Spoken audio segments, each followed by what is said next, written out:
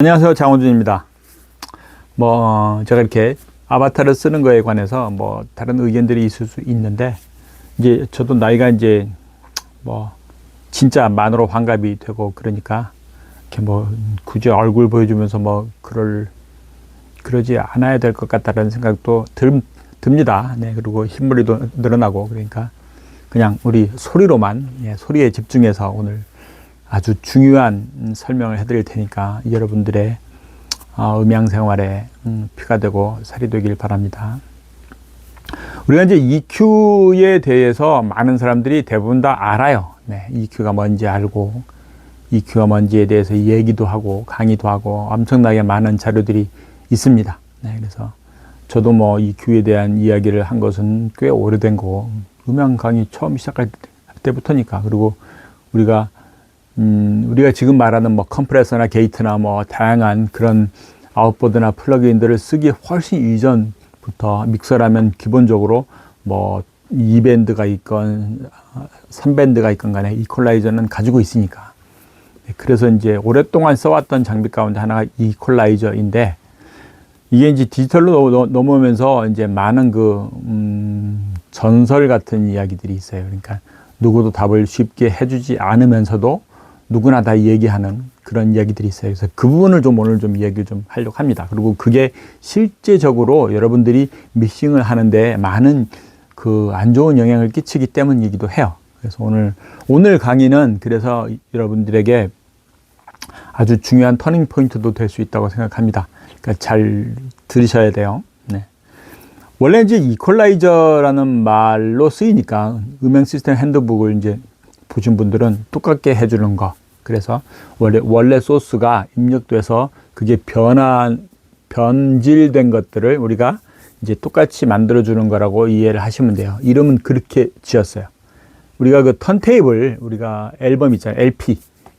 LP를 이제 만들 때 LP가 사실상 우리가 생각하는 주파수 대역대를 완벽하게 다 소화하기가 어려워요. 이제 그거는 실제로 기계적인 홈을 통해서 소리의 데이터를 저장을 하고 그걸 다시 이제 소리로 만들어내는 저장의 물리적인 한계가 있기 때문에 그것이 저역대에서 파형 큰 것들을 다 좁은 홈에서 처리하기가 어려워요. 그래서 아예 기록할 때는 완전히 우리가 주파수 대역대를 처음부터 고역대라면 저역대가 거의 안 들리게 레벨을 많이 내려서 이렇게 대각으로 고역대가 많게끔 해서 LP를 녹음을 해놓고 LP에다 기록을 해놓고 재생을 할 때는 그거를 EQ가 커브를 다시 거꾸로 만들어서, 그래서 이게 들을 때 원래 소리처럼, 그러니까 원래 평평한 것들을 넣었다면은 결과물이 평평하게끔 나오게 만드는 것이 포노 EQ예요. 그러니까 그런 목적으로 우리가 이퀄라이저를 사용하는 거라고. 원래는. 그래서 들어온 소스에서 왜곡된 것들을 우리가 다시 원래 것과 같이 하는 거. 그게 이제 이퀄라이저의 기본 목적인 거고, 그것을 조금 더 이제 한 단계 넘어가서 내가 원하는 쪽으로 이제 관리하기 위해서, 원하는 쪽으로 뭔가를 만들어내기 위해서 이제 이퀄라이저라는 걸 썼어요. 그러니까 그렇게 활용을 합니다.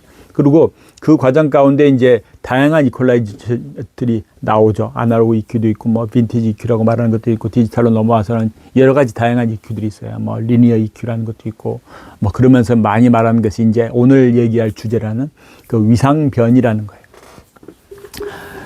자, 이제 원래는 이퀄라이저라는 것이 조금 전에 말한 것 같이 원래 것들과 동일하게 하는 단순한 어떤 의미에서 이제 소리를 원래 것에 비슷하게 맞추기 위한 이퀄라이저라는 이름만을 위해서 나온 것이 이퀄라이저라는 부분이었는데, 이게 이제 70년대 초반, 80년대 말, 70년대 초반에 아주 유명한 몇몇 분들에 의해서 주파수를 건드리는 장비로 나오게 돼요.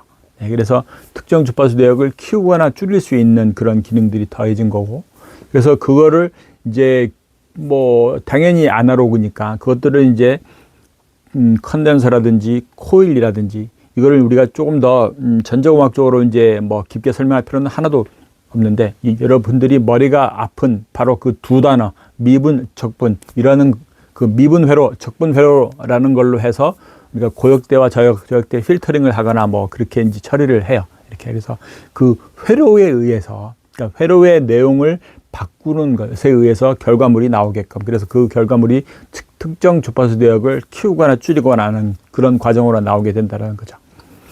우리가 이제 디지털 EQ에서 많이 우리가 그냥 잘못 알고 있는 것이 마치 31밴드 그래픽 이퀄라이저 보는 것 같이 이렇게 우리가 20Hz부터 2만까지를 쭉 놓고 31개 밴드로 나눠서 그 밴드의 레벨을 키우고 줄이는 걸로 디지털 EQ에서도 그렇게 생각을 해요.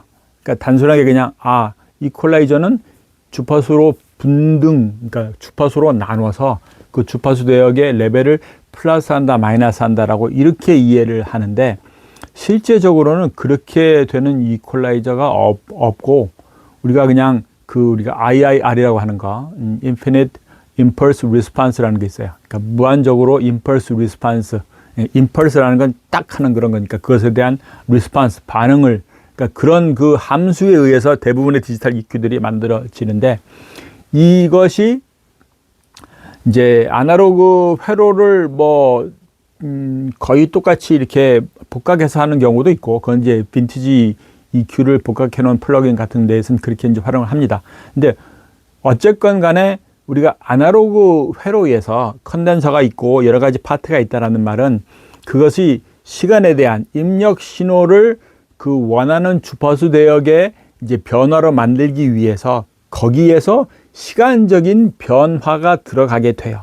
컨덴서라는 게 충전되었다, 방전되었다 하는 그 시간도 있는 거고, 회로가 더 늘어나면 늘어날수록 어쨌건 들어온 시간과 나가는 시간의 차이가 있다라는 거지. 그러니까 시간적인 이격이 있다라는 것은 이제 그것이 필수적인 필연적인 거고, 디지털에 왔다고 해서 디지털이니까 알고리즘이니까 딱 해서 그게 뭐 아무것도 없을 것 같은데 거기도 디지털에서도 그 시간적인 이격이 발생해요. 그게 이제 우리 많이 사용하는 그러니까 IIR이라는 거, 그 함수의 회로 구성 자체도 이게 피드백을 통해서 벌어지는 거라고. 그걸 뭐 간단하게 쉽게 설명해 드리면은 샘플링 레이트를 정해놓은, 그러니까 뭐 우리가 48kHz로 해놨건 96kHz, 그러면 이제 1초를 48,000분의 1로 쪼개잖아요. 그러니까 48,000 조각을 쪼갤 테고, 그럼 하나의 샘플이라 게 있으니까. 그래서 만약에 들어온 샘플에 우리가 1kHz를 내가 뭐 3dB를 키웠다라는 얘기를, 그걸 실제적으로 그 IIR이라는 그 구조 내에서는 일단 소스가 들어온 다음에 거기서 1kHz를 다시 피드백을 보내요. 그러니까 입력적으로 다시 내보내는 거예요, 이렇게. 그러니까 그 다음 샘플을, 그러니까 들어온 샘플이 처음에 우리가 0dB 기준점을 놓고 만약에 플러스 3dB의 크기로 왔다면은 그 다음 샘플이 들어왔는데 그게 마이너스 3dB였다. 그게. 그럼 플러스 3dB와 마이너스 3dB인 그 다음 샘플을 더할 거 아니에요, 이렇게. 그 과정들을 하는 거라고. 그럼 그게 0이 되는 거 아니에요. 플러스 3에다 마이너스 3이니까 0. 그러니까 그 과정 가운데 내가 이거를 마이너스 3 되는 것을 더 증가를 시킬 수도 있고. 그러니까 그 감쇄와 증가되는 상황 가운데에서 이제 실제적으로 개인 컨트롤이 일어난다라는 거지. 그러니까 레벨 컨트롤이, 우리가 이제 1kHz를 3dB 키웠다라는 거가 그게 그냥 우리가 레벨 부스트 하는 것이 아닌 거고, 그 반복되는 과정에서 레벨이 변하게 만들어 놓는다라는 거예요. 이게. 그래서 그 과정을 통해서 실제 우리가 EQ에서의 각각 주파수 레벨에 레벨 변화가 있다라는 거지. 그러니까 그것을 굳이 위상 변이라고 설명할 수 있다면 뭐 설명해야만 돼요. 그렇게. 그러니까 시간이 걸리니까 거기서도. 그러니까 들어온 소스가 그냥 바로 나가는 것이 아닌 거고, 들어온 소스에 그 내가 컨트롤하는 대역대가 그 컨트롤 안 한 대역대에 비해서 시간적인 차이가 당연히 있는 거고, 그걸 위상의 뭐 변이가 있다라고 얘기할 수가 있어요. 그게. 근데 이게 사실상 그렇게 말할 수 있겠지만, 그렇게 말을 해봤자 아무 그게 뭐 문제가 되지 않는 것이, 우리가 EQ를 만질 때 원래 들어온 소스와 결과물을 비교를 하거나 더하거나 해서 사용하지 않는다고. 우리가 그냥 간단하게 말하는 위상차라고 말하는 거에서 발생하는 컴필터링 효과라든지 뭐 그런 부분에 의해서 나오는 부작용들 때문에 우리가 뭔가를 고민할 이유 자체가 없다라는 거예요. 들어온 소스는 소스 하나인 거고 거기서 1kHz의 위상 변이가 있다면 그냥 있는 걸로 나간다라는 거지. 그게 원래 것과 이 정도의 차이가 있으니까 여기서 그 위상 변화에 의한 캔슬레이션이 나옵니다라고 기계를 쓰지 않는 거니까. 예. 그러니까 그 위상 변이라는 것을 그렇게 거기서 겁먹고 그럴 필요가 없다라는 얘기예요.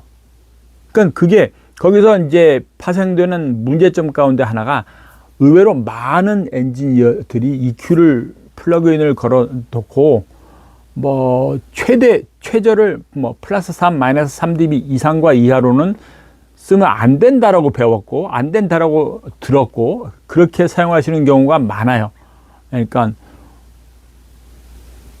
그래서 저한테 이제 공부하러 온 뭐 그래도 꽤 하는 엔지니어들이 제가 작업하는 거 마이너스 10dB도 막 컷하고 막 플러스 뭐 6dB까지도 키우고 10dB도 막 키우고 뭐 그러는 부분들을 보고 이렇게 해도 돼요? 이렇게 질문하는 경우들이 많다라는 거지. 왜 그러냐면 그건 위상의 문제를 만들어내는 거라고 배웠으니까. 근데 그 부분을 그렇게 설명하면 안 된다라는 거죠. 그리고 우리가 거기서 이제 하나 재미있는 거는 머리로는 들어온 소스가 플랫하지 않다라는 걸 알아요. 예, 우리가 마이크를 대서 킥드럼을 하건 뭐, 그러니까 거기서 핑크 노이즈처럼 우리가 저역 때부터 고역 때까지 똑같다, 레벨이 똑같다라고 그 인지를 하지는 않는데 우리가 이퀄라이저의 커브를 보는 순간 시각적으로 이 가운데 기준점 유니티라고 있는 것을 EQ의 입력 소스로 이해를 하는 경우가 많다고. 그러니까 거기서 내가 1kHz 3dB를 내렸다 그러면 들어온 소스를 핑크 노이즈처럼 이렇게 우리가 두부처럼 평평한 두부를 내가 중간에만 깎아 먹었다라고 이해를 할 수도 있다라는 거지. 그러니까 그게 많이 깎이면 소리가 완전히 변한다라고 이해를 하는 건데 그렇지 않다는 거예요. 예.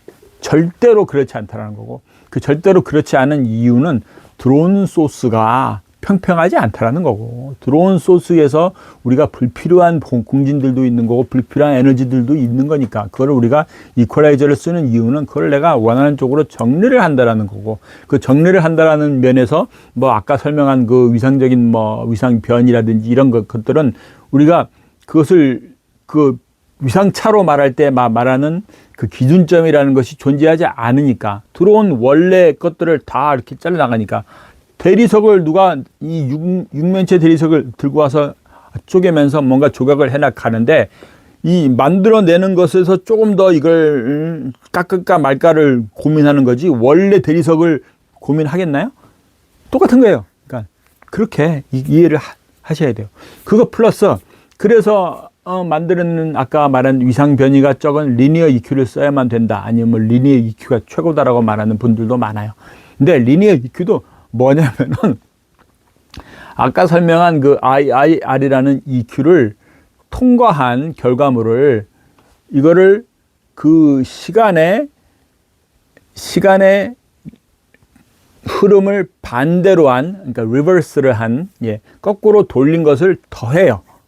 더해서 뭐 위상에 문제가 있는 것들을 제로화 시켜서 그걸 다시 그렇게 만들어 놓은 상태에서 나간다라는 거지. 예. 그러니까 리니어 EQ라는 것이 무슨 환상의 마법의 마술을 부리는 것이 아닌 거고 이미 통과된 일반 EQ의 것들을 뒤집어서 한 번 더 통과시킨 다음에 그래서 거기서 나오는 차이들을 없애서 그 위상 차이라는 것, 위상 변이라는 것들을 없애서 그러면서 효과적인 컨트롤을 한다라고 이제 만들어 놓은 것이 이제 리니어 EQ라는 거고 그래서 그것 때문에 뭐 지금 말한 위상 변이라는 것들이 없다라고 캔슬 돼버렸으니까 이렇게 간단하게 말할 수 있어요. 근데 그것을 완벽하다라고 말하기는 어렵다라는 거지. 왜냐하면 가장 흔한 것들이 그 과정 가운데 이제 우리가 원하지 않는 발진들이 포함되는 경우가 있고 그 다음에 그 과정 가운데 이 전체적인 소스가 레이턴시가 생기게 돼요. 딜레이가. 과정을 또 한 번 하니까. 그러니까 그 핸디캡이 있다라는 거지. 그래서 그거를 이 라이브에서는 그렇게 쓰기는 어렵잖아요. 그러니까 뭐 녹음된 것에서는 그렇게 쓴다고 해도 그러니까 되려 리니어 EQ 때문에 우리가 만약에 리니어 EQ를 내가 스네어에만 걸어놨다. 그러면 우리가 킥 드럼하고 스네어를 완벽하게 아이솔레이션을 한다고 해도 오버헤드나 뭐 다른 데서 들어가는 두 개의 소스와의 시간 차이가 있잖아요. 그럼 위상차라는 것이 더 생길 수도 있는 거지. 예.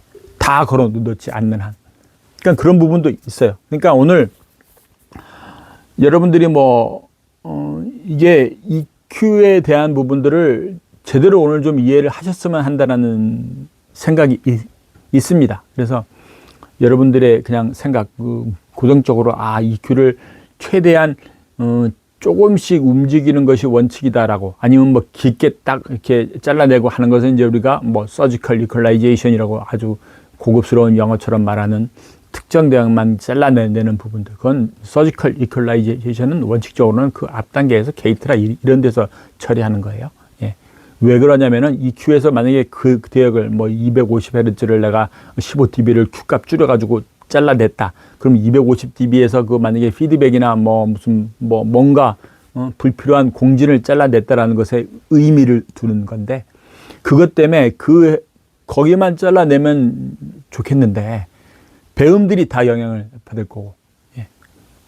원래 소스에서 들어온 그 소리 때문에 발생하던 것들의 자연스러운 배음에서의 그 부분만 내리면은 기음이 빠진 배음들만 존재할 수 있는 거고, 또 EQ를 만지는 과정 가운데서 EQ에서도 배음 컨트롤이 더 되니까 더 복잡한 거예요, 그게. 그러니까 여러분들이 고민하는 위상 변이보다도 훨씬 더 심각한 일들이 거기서 벌어진다고.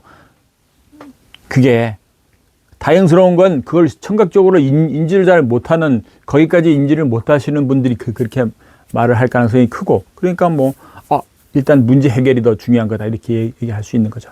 그러니까 이게 강의실 구준의 마이크들, 컨덴서 마이크, 고감도 마이크 이런 것들을 활용해서 막 온갖 소리들 다 들어가는데, 그거를 막 EQ 커브에서 그냥 여러 가지 완전히 톱질을 하듯이 이렇게 막 잘라놓고 그렇게 쓰는 경우가 많죠. 예, 예. 막 로우컷 다 해버리고. 예. 그렇게 할 것이 아니다라는 거예요.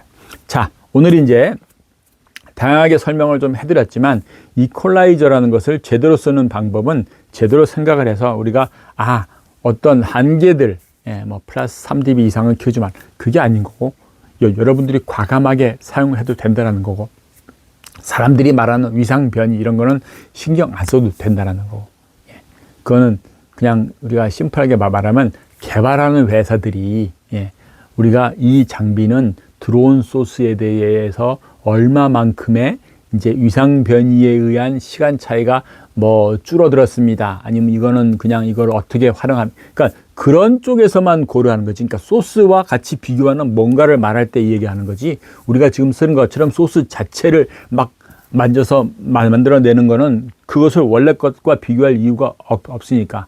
한 단계 더 나가면은, 자, 우리가 이퀄라이저에 들어온 소스가 원래 원음, 그 완벽한 원음이 아닐 거 아니에요. 그러니까 EQ를 거는 거지. 뭔가를 작업하는 거지. 그렇죠. 그러니까 그런 의미에서 이제 생각을 좀 이렇게 정리를 하셨으면 좋겠습니다. 도움이 되신 강의였으면 좋겠고, 제대로 알고 쓰는 것이 여러분들의 건강을 위해서, 여러분들의 긴 수명을 위해서 도움이 됩니다. 감사합니다. 장호준입니다. 빠이.